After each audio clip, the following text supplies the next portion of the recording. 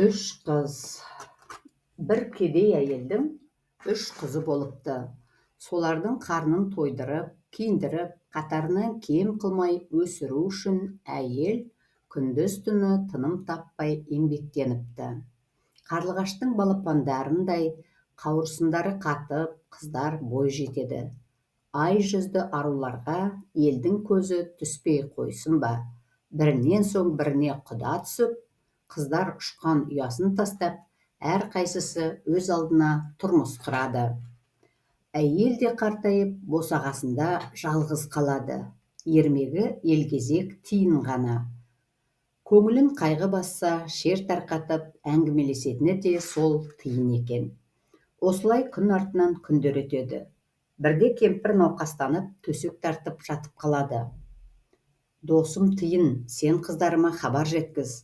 Көзімнің тірісінде бақұлдасып қалайын, дейді кемпір.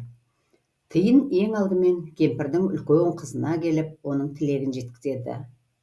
Қап, барар едім, бірақ мына 2 керсеңді тазалап жатыр едім, дейді үлкен қызы қолы тимей, мұрнынан тіреліп жатқандай кей сөйлеп. Сен 2 керсеңді тазалап алайын дейсің бе, дейді тиын ашуланып. Онда мәңгі бақи солардан айрылмай өт. Осыны айтқанда үстел үстінде тұрған 2 керсең жерге қарғып түсіп, бір қыздың алдынан, екіншісі артынан жабысады да, қыз гүрс етіп құлап, үлкен тасбақаға айналады. Тиын енді ортаншы қызға келіп, анасының хабарын айтады. Ортаншы қыз, ойпырмай, анама қазір-ақ шауып жетер едім-ау, бірақ жәрмеңкеге мата тоқып апаруға үлгермей жатқаным, деп күйінген сыңай танытады. Тиын ызаға булығып, мата тоқып жатыр едім дейсің бе? Онда мәңгі бақи соны тоқып өт, дейді де жүріп кетеді. Ортаншы қыз өрмекшіге айналады да жорғалай жөнеледі. Тиын асығып кемпірдің кенже қызына келеді. Ол қамыр илеп жатыр екен. Қайғылы хабарды естіген қыз ләм-мим демей, қолының қамырын да тазаламастан, жан ұшырып анасына жүгіреді.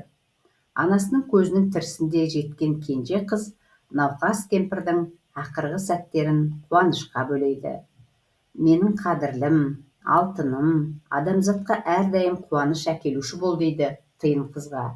Сонда адамдар сені, сенің немере, шөбереңді, ұрпағыңды ардақтайды. Шындығында да солай болып, кіші қыз көп жасап, оны барлық адам қастерлеп сүйіп өтіпті. Күндердің күнінде кіші қыздың да өмірмен қоштасар мезгілі жетіп, ол бал арасына айналыпты. Аралар бүкіл жаз бойына тыным таппай, адам баласы үшін бал жинаумен әлек.